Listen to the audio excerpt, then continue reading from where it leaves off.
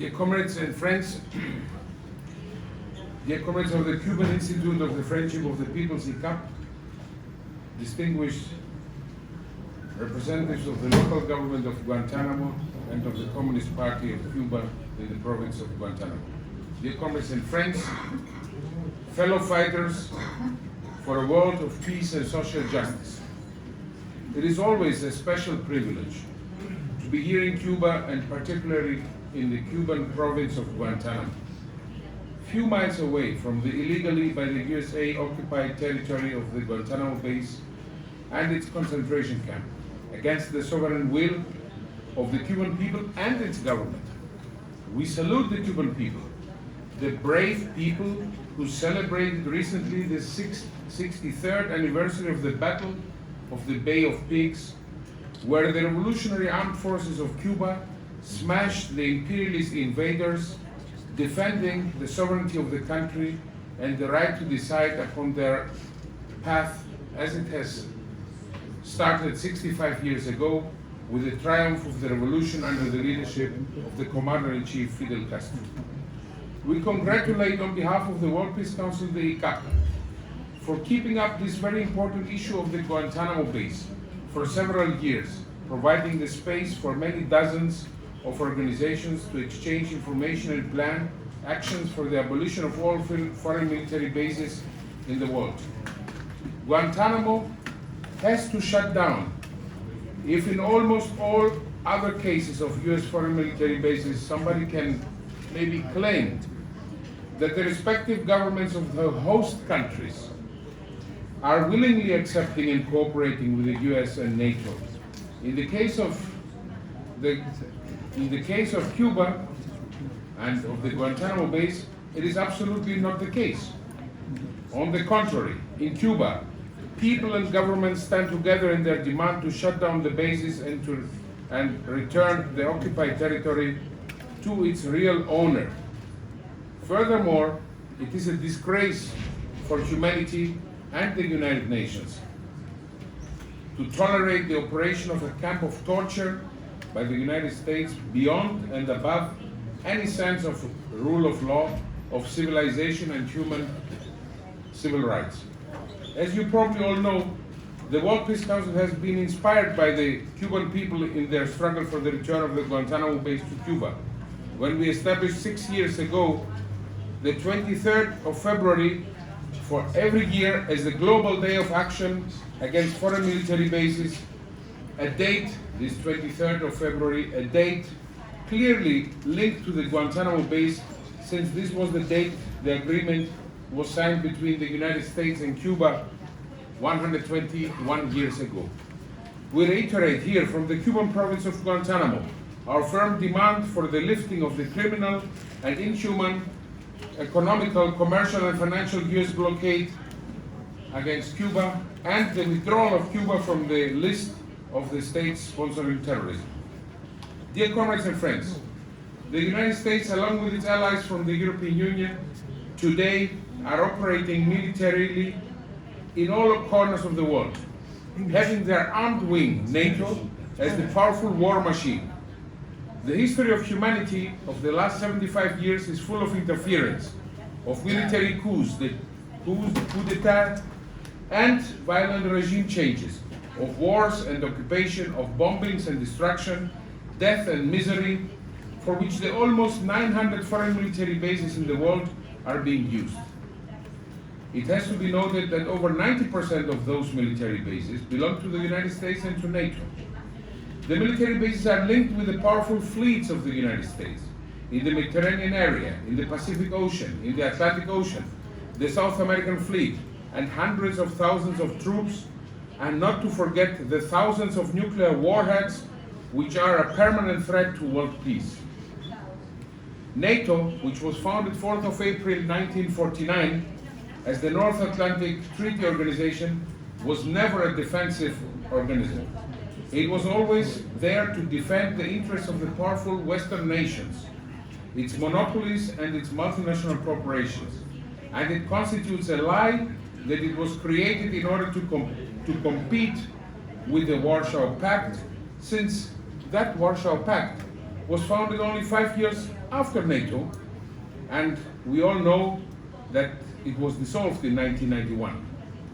The opposition of the World Peace Council to NATO derives from its founding days, especially after 1991 and the dissolution of the USSR and the socialist camp in Europe. NATO's existence and expansion appears even more provocative. NATO's expansion towards the east, its aggression against the peoples of Yugoslavia in 1999, marked new qualitative and aggressive characteristics. The global peace movement was confronted with a situation where the consequent anti-war forces, the truly peace-loving forces, had to take sides, whether with the aggressor NATO or with the peoples under aggression. One of the results of the dirty bombardment of 78 days by NATO in Yugoslavia was also the creation of the biggest, I repeat, the biggest US military base in the world, which is the Camp Bonstil at the US-NATO Protectorate of Kosovo, which was illegally separated from the sovereignty of Serbia. The US and NATO has since then carried out invasions and wars in Afghanistan, in Iraq, in Syria, in Libya, together with, and carries out still a war with huge humanitarian consequences, together with Saudi Arabia in Yemen. In all the above cases, new military bases have been installed. The US and its NATO allies are currently involved in 36 military operations in North, West, and East Africa. The US and NATO have openly supported a coup d'etat in the Ukraine 2014, where reactionary and pro-Nazi forces came to power. In all the above-mentioned cases, NATO is cooperating with the European Union, which is building its Euro Army, the Permanent Structural Cooperation, PESCO, the Battle Groups and the European Interventions Initiative, which is composed by 9 member states. The European Union maintains military and troops in dozens of countries, often covered as peacekeeping missions, particularly in Africa. The ongoing war between NATO and Russia on Ukrainian soil since more than 2 years is of great concern for all peace-loving forces and for the World Peace Council. In our last assembly in Hanoi, in November 2022, we stated our view that this war did not actually start on 24th of February 2 years ago, highlighting the coup d'etat of 2014 in Kiev, whereas reactionary and pro-Nazi forces with the support of the US and the EU came to power. We underlined the harassments and attacks of the Russian-speaking population of the Ukraine in the Donbas region and other places. The massacre in the trade union building of Odessa on 2nd of May 2014 by para-state forces of Ukraine, and the efforts of NATO to encircle militarily the Russian Federation all these years. As World Peace Council, we stated clearly that NATO was planning to deploy heavy weapon systems and troops in the Ukraine by affiliating the country into NATO, which we always objected and condemned. We always opted for a political negotiated solution of the conflict, expressing our objection to unilateral change of international borders as a principle of international law, and likewise, we always expressed our disagreement with any war for the sake of control of energy resources and spheres of influence to the detriment of the peoples and their prosperity. The peoples of Russia and Ukraine were living in fraternity for more than 70 years together in the framework of the USSR, achieving great progress in all fields. The dissolution of the Soviet Union, despite the referendum in all the states, including Ukraine, which favored overwhelmingly to maintain the USSR, and the restoration of capitalism in all these territories, opened a Pandora box for all the later developments, including the expansion of NATO eastwards. The US, NATO, and the European Union have used this war on Ukrainian soil, in order to advance with their plans to secure interests and profits, geopolitical control of Eastern Europe against other competitive interests and emerging forces. The US is benefiting from the sanctions against Russia by selling their expensive natural liquid gas to Europe and the world. The governments of the US and the European Union are using a war rhetoric supporting with billions of dollars and all kinds of sophisticated weapons the regime in Kiev. Another negative fact is that while Russia and we all objected the affiliation of Ukraine into NATO, now the armed wing of imperialism, NATO, has affiliated Finland and Sweden, which both have borders with Russia. While we are meeting these days, NATO is deploying 300,000 troops along the borders with Russia, which constitutes a dangerous escalation of the war plans. Allow us here, dear comrades and friends, to mention and to condemn the harassments of the peace-loving forces in Sweden, where recently a campaign of witch hunting is taking place because of their opposition to Sweden's affiliation into NATO. NATO and the governments in many countries, new and old members of NATO, are applying methods of intimidation of citizens which include involvement of intelligence services and actions of interrogation and labeling of the Swedish Peace Council as agents of Putin.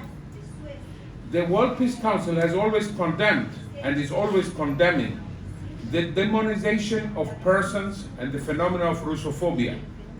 The current situation is being used for a new increase of military expenditure in all NATO states, while new US and NATO military bases are being deployed in many parts of Europe. The World Peace Council has historically a principled anti-imperialist stand.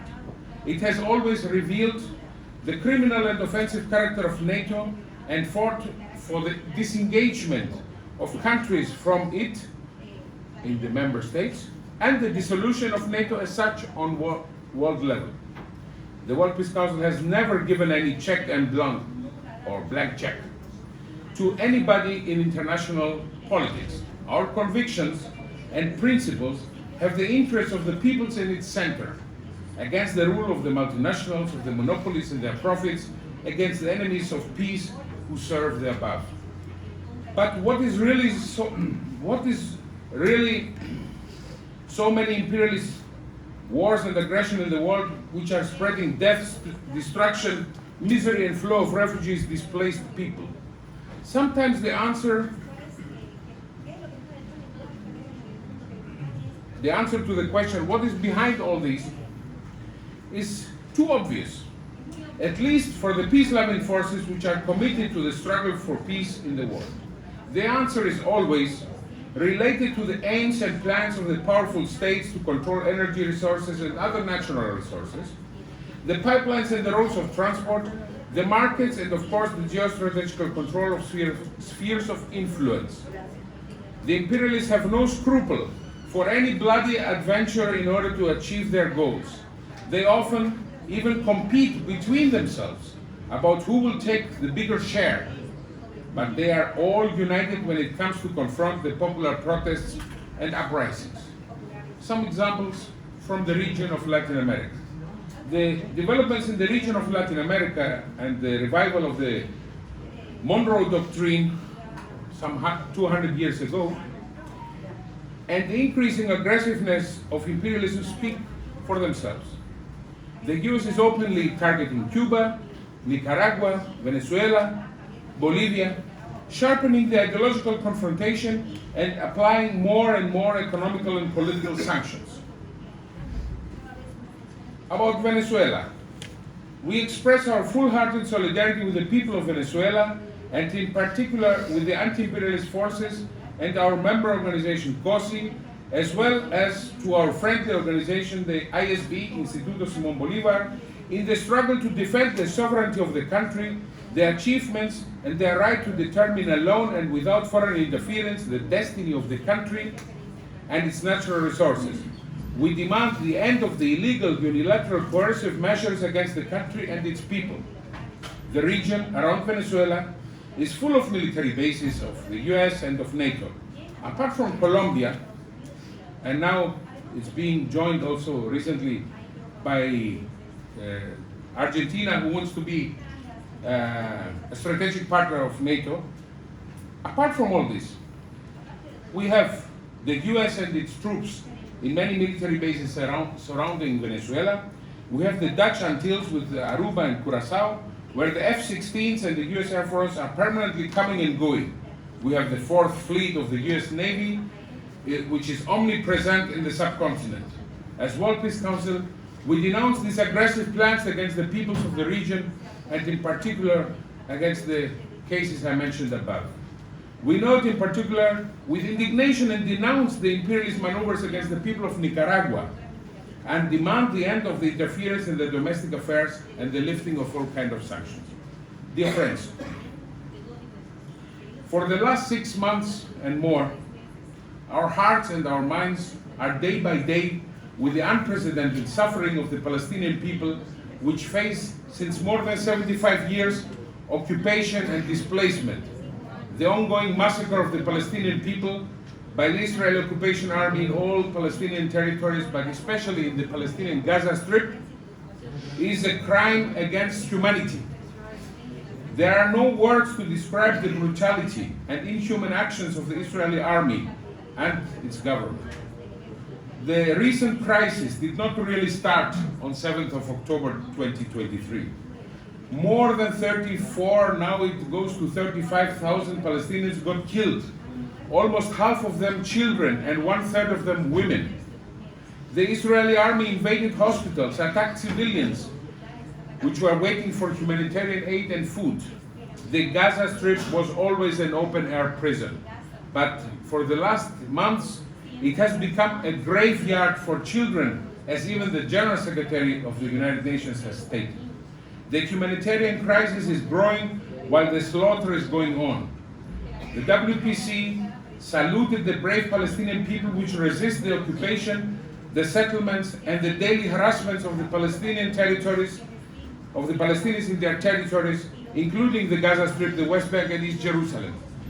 We denounce and we condemn the actions of the Israeli occupation regime, which is acting with the full support of the United States administration and the complicity of the European Union, who altogether refused and rejected any resolution for a ceasefire and humanitarian aid with the pretext of the so-called right for self-defense of Israel.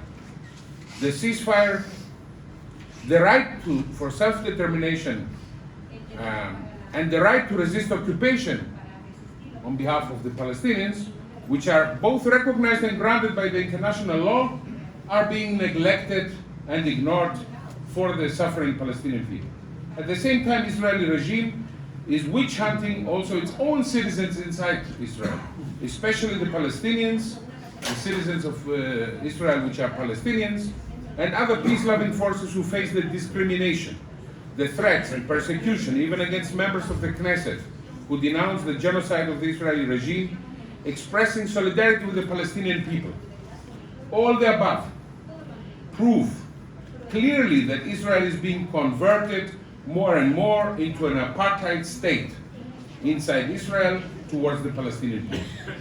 As World Peace Council, we express our deep concern and indignation about the further militarization of the Middle East, particularly the Persian Gulf, the area around the Persian Gulf and the Red Sea, whereas the United States and European Union have sent their navy in order to control the region with the pretext of the Yemeni Houthi forces. We condemn the presence of the United States and European Union as part of their imperialist plans in the region. As World Peace Council, we reaffirm our historical position for the end of the occupation of Palestinian lands and the establishment of an independent state of Palestine within the borders of pre-4th of June 1967 with East Jerusalem as its capital. We demand the release of all Palestinian political prisoners from Israeli jails, and we reaffirm our support to the UN Resolution 194 for the right to return of all Palestinians to their homes. The World Peace Council likewise demands the withdrawal of Israeli occupation forces from the Syrian Golan Heights and from the occupied Lebanese territories. We denounce the Israeli attack of the embassy of Iran some weeks ago, which violates all relevant international conventions, and the anticipated retaliation which took place and the ongoing conflict is not actually a surprise in this context. Dear friends and comrades,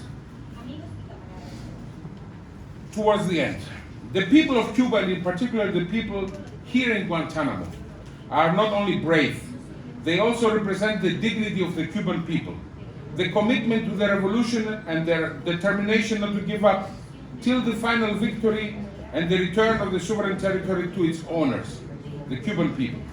Cuba serves since 65 years as source of inspiration of the peoples of Latin America for the peoples of the world.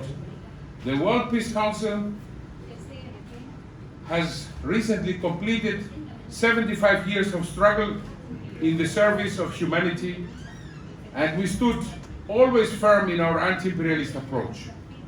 In the front line of the struggle for a world of peace and social justice, always on the side of the poor and the oppressed, as our slogan on the 75th anniversary says. For us, the foreign military bases are a clear instrument of imperialist domination, an instrument of interference in the domestic affairs of countries, but above all, military installations for imperialist aggressions, for wars around the world. Dear comrades, the World Peace Council in its 75 years of history did never surrender to the theories of the so-called neutrality when it came to the just cause of the peoples struggling for their right to become the masters in their own land and decide over their wealth. The World Peace Council has always been guided by its desire to struggle for a world free from imperialist exploitation and wars, for a world of peace and social justice. Thank you very much.